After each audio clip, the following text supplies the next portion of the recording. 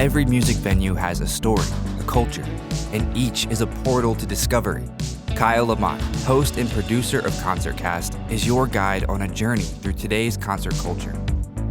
Season 1, A Road Trip Around Maine, was released in the wake of a global pandemic. Rocked by the cataclysmic shift, Lamont began to document the movement. In Season 2, we'll connect deeper with thought leaders who are creatively adapting and recalibrating the next rendition of concert-going and culture. In this episode, we're talking to DJ Celeste, a virtual reality designer and performer, about the immersive and futuristic approach to live music and how it can reduce our festival footprint.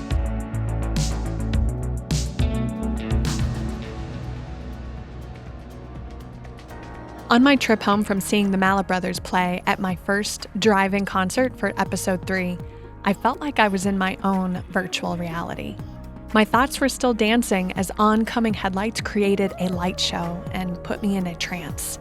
With my steering wheel as my controller, I found my way down dark country roads, half expecting an avatar or something to step out from the woods.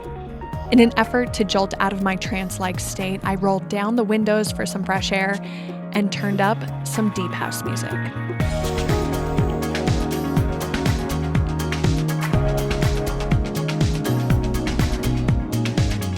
The combo of driving and deep house takes me to a place where memories coalesce with daydreams, where I feel connected to my highest self, where I can't help but recall the time I fell in love with these soulful sounds, when I was living in Amsterdam, where dancing at underground clubs was totally alive and often spiritual. What I would say about house music is I've heard people refer to it as the people's music. And I'm sure that's subjective. You know what I'd say about house music is it's hypnotic. So that might be like a link to our past in a weird way, like in a kind of artistic way. And I think that being at a nightclub and listening to, whatever kind of music you're into can actually like put you in that place, like we're in touch with like our ancestors' root. One of the reasons people really like festivals like Burning Man, I think, is because it is kind of a return or a glimpse of what tribal living would look like. And that house music, I would say, like helps to bridge people together because it's accessible also. I think that it's more accessible than other types of music. It's more inspirational and uplifting. Meet DJ Celeste Lear.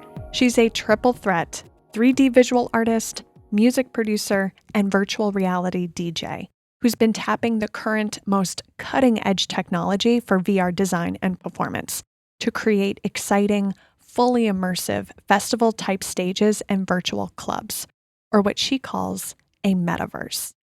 I found her by way of trying to understand more of VR. She stood out to me because not only is she a creator, but a performer, and she's emerging.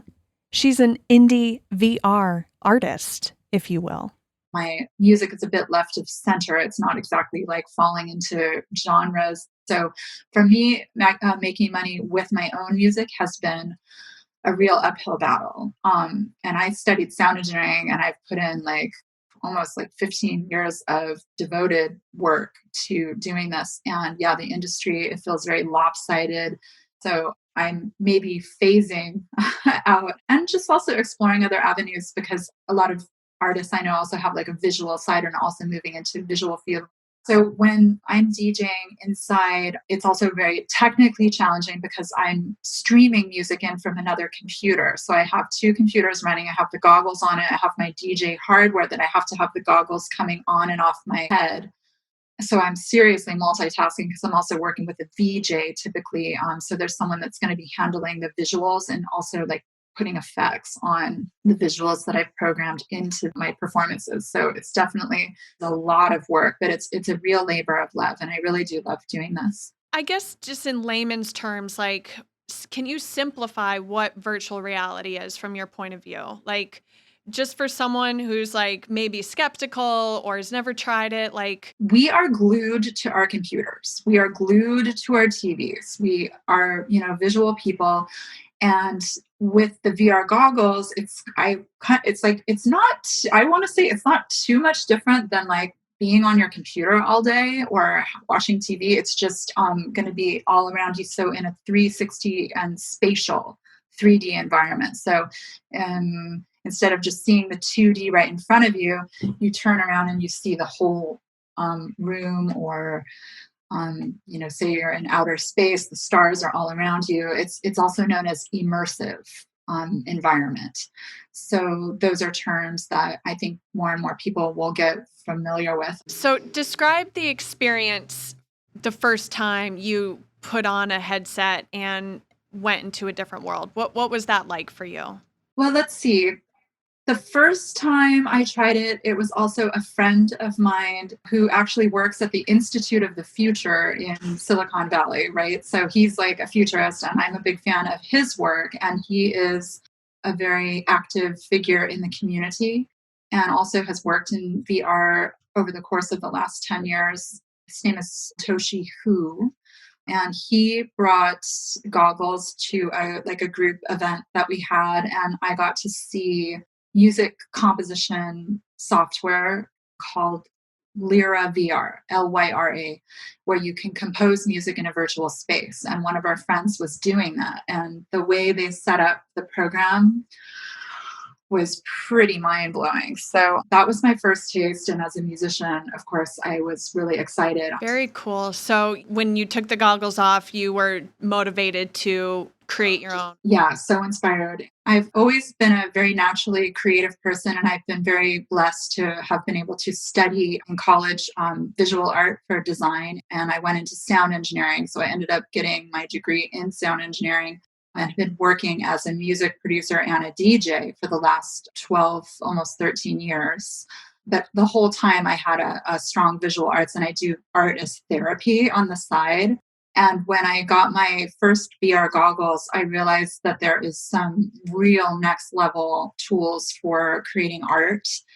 She lives in LA, and after that experience, she was all in. So the creative process also has a lot to do with networking with some of the creatives that are already doing this. So I feel very, very fortunate to have fallen in with the Wave VR crew. There are a few players in the game right now, but the biggest company would have to be Wave VR. The platform hosts immersive concerts with artists like John Legend and The Weeknd. The numbers of people attending these concerts are staggering. 2 million people enjoyed The Weeknd perform earlier this summer, which alone proves that VR is here and will likely become part of a dual experience once venues and festivals come back online. So I have been attending their shows and learning what they do and basically paying really close attention to what they're doing and learning tricks of the trade. I'm part of a Discord group with them. And so following their work, taking inspiration from that. And also I would say, like, if you have an overactive imagination, it's really helpful, and a really good self-discipline, because to be creating these worlds, it's kind of like a full-time job. And when I got my first VR goggles, I realized that there is some real next level tools for creating art. And oddly enough, the first thing I did when I got Tilt Brush, which is the 3D art program where you can paint all around you, and your medium goes from two-dimensional pen and paint. It goes to you can paint with fire, you can paint with clouds, with crystal. Yeah, if you get into VR, the learning curve is not too crazy. The gear can add up a little bit, especially if you don't have a really fast computer. But there's two sides to Wave right now. They're also doing concerts in Sansar, which I haven't checked out quite as much because I've been more focused in another program also called Tribe, which you also perform as a DJ as an avatar. And the emulations of the hardware they give you are just like anything you would find in a standard or even a world-class nightclub. So they give you turntables and a mixer that are really top-notch. So people can learn how to DJ in VR also. Once she found her medium, the possibilities were endless. Not only could she create her own DJ image, but she could go on to create festivals, nightclubs, and perform within them. Musical invention is in Lear's blood. Her grandfather invented the 8-track cassette, was a self-taught radio engineer, and was the Lear in Lear Jets. There's no doubt he would be blown away by her savviness to the technology. These worlds she creates, otherwise known as scenes, allow the viewer's avatar to participate with the DJ and other concert goers in a truly state-of-the-art way. It's really weird. The first time you go in, you're like, whoa, this is crazy. You can see yourself in a mirror and you're like a little black cat or you're a little robot and your hands are moving and it's really fun. It's really interesting. It's like being in a video game, right? But the cool thing is you walk up to someone and you're like, hey, how's it going? And you talk and communicate, you dance. I give people a little avatar hug. I even saw 2 avatars making out the other night. No. A lot of people have headsets with a microphone attachment. That's very common in the gamer community. You'll see a lot of gamers come into these worlds. So the closer you get to a person, the louder their voice is. That's so cool. It's amazing. The spatial sound, the way it works, the technology is pretty incredible. And one of the things I like about Wave is that the developers had a really good sense of humor. And they had really good ideas on how to create icebreakers so that people that come into the program can play with each other creatively using different tools. Like, for instance, there's like a champagne bottle that someone else pulls the cork off of and bubbles, digital bubbles, like float up. There's games you can play that link you with another player. And like wherever you go, there's like a cool like laser between you. There's also like a jacuzzi that you open up and it like magically appears on the dance floor and everyone gets in the jacuzzi and it's really silly, but it actually helps to bring people together and get them talking, communicating. Worlds are colliding for sure. And the whole idea of an avatar, like I that blew my mind a little bit. I was like, oh, VR, like it's actual people I'm interfacing with.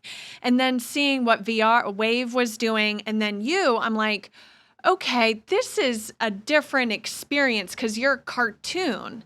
And that's even more of a way of thinking differently about live music. I'm taking part in her Dark Crystal VR experience, a rich fairy tale land inspired by the movie. I'm putting on the goggles, and after clearing a few technical hurdles, I'm in a digital dance club. We're ushered into the story with a narrated excerpt from the movie, talking about being imprisoned.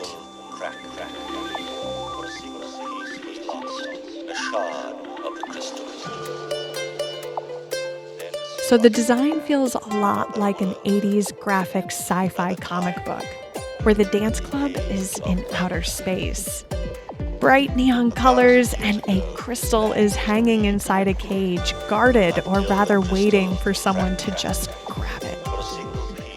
I'm moving around and I see other avatars, little floating R2-D2s. With each new song, a new scene, varying in colors and graphic structures. Bubbles appear, and then neon rays of color just shoot through the air. She has an incredible command of house music. She just gets it.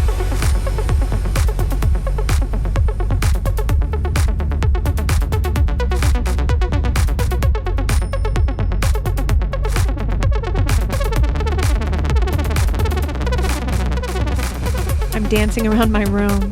I'm in a sanctum of DJ Celeste's mind.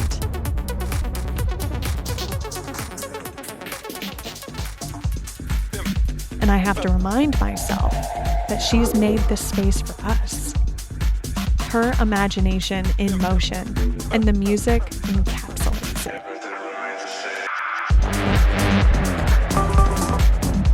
I released my stereotypes about VR, and I'm temporarily transported to when this music first touched my soul in Europe.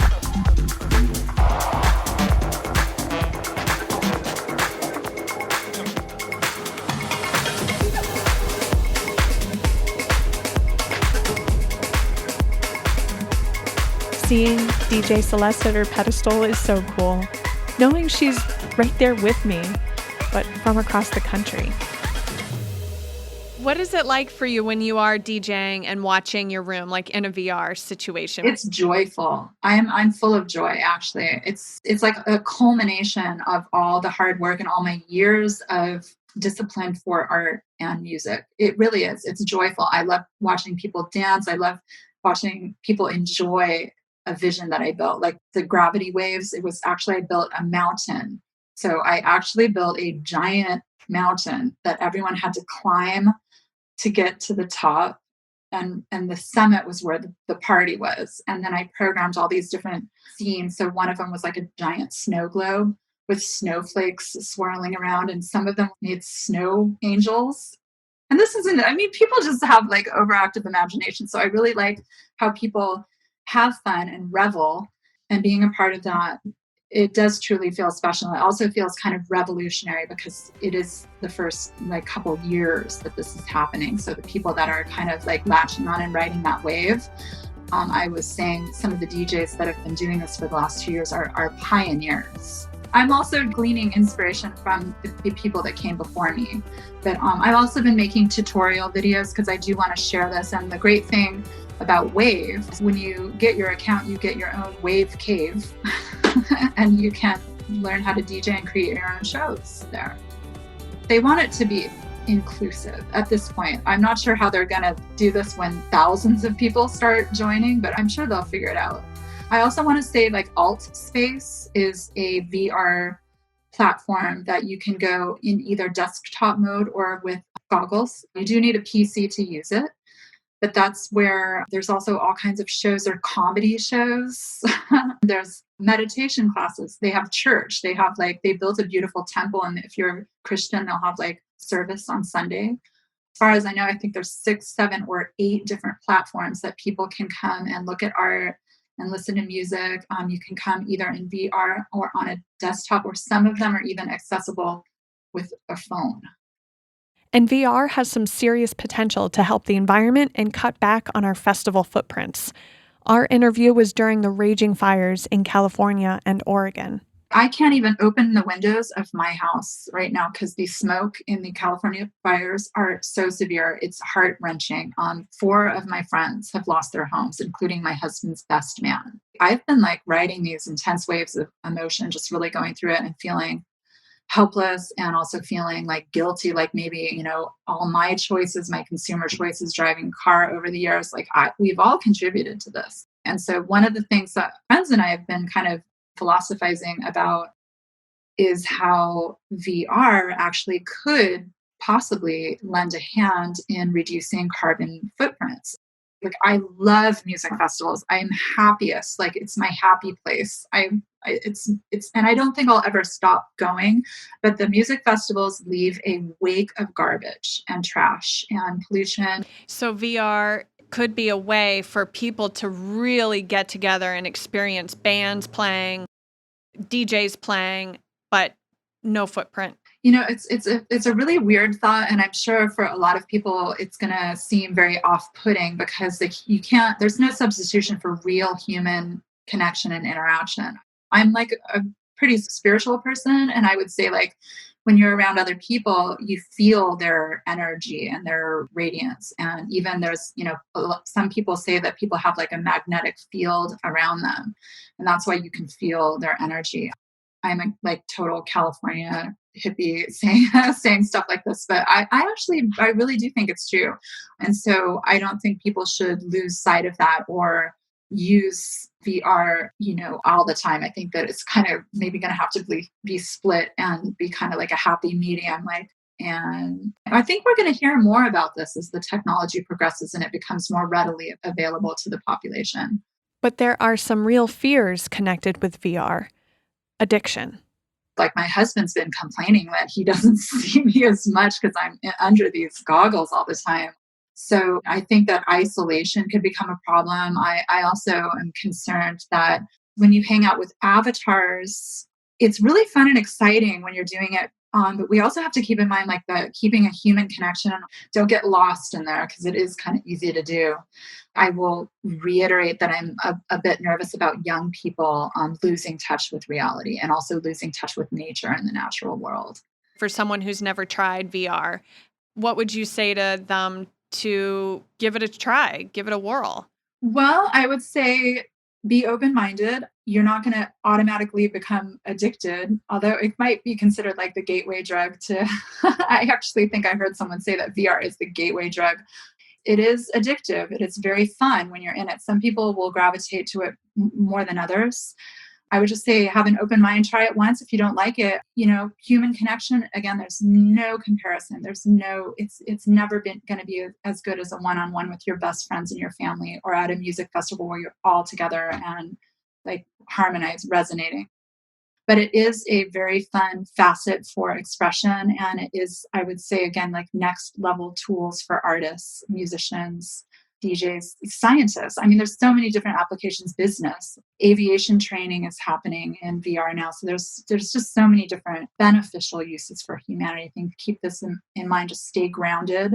And I think that if people realized how fun it was and novel to come once or twice a month even to a really good VR concert, you'd be pretty blown away, because it's all the things that clubs want to do or festivals want to do, but you can take it kind of to the next level. Where would you like to be this time next year as a VR artist and musician? Visually, just pushing myself to expand my parameters and coming up with some really cutting edge nightclub and festival environments that possibly other big name artists can use. That's something I would like to be designing now for a repertoire to offer to other festival designers.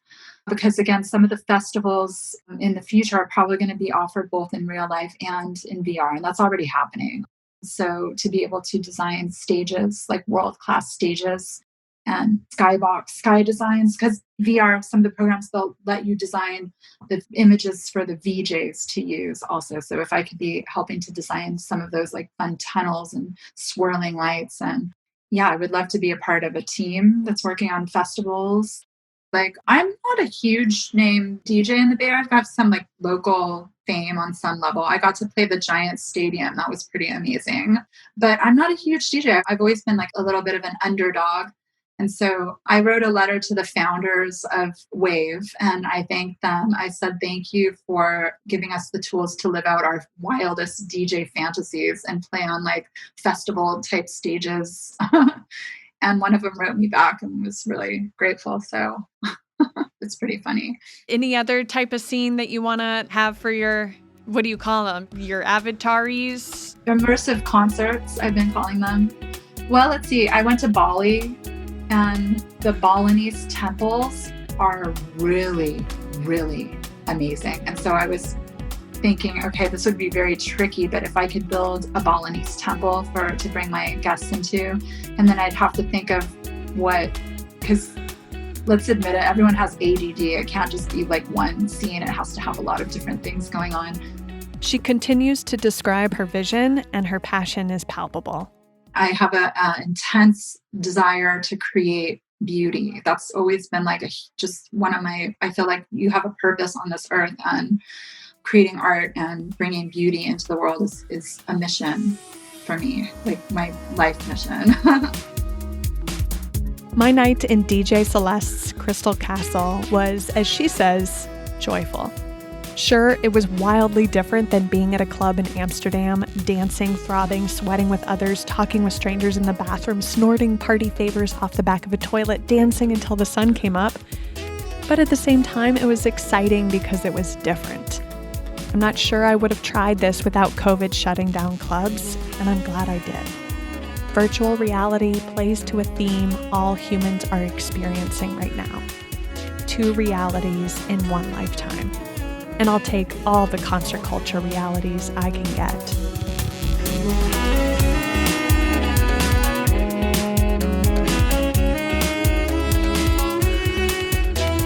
Little things that go a long way. Donate to NIVA, the National Independent Venue Association, to save our stages. And support DJ Celeste by joining one of her VR clubs. Our resident mastermind is Mark Tuckashan. Editor and engineer is Peter McGill. Our supervising producer is Heidi Stanton-Drew.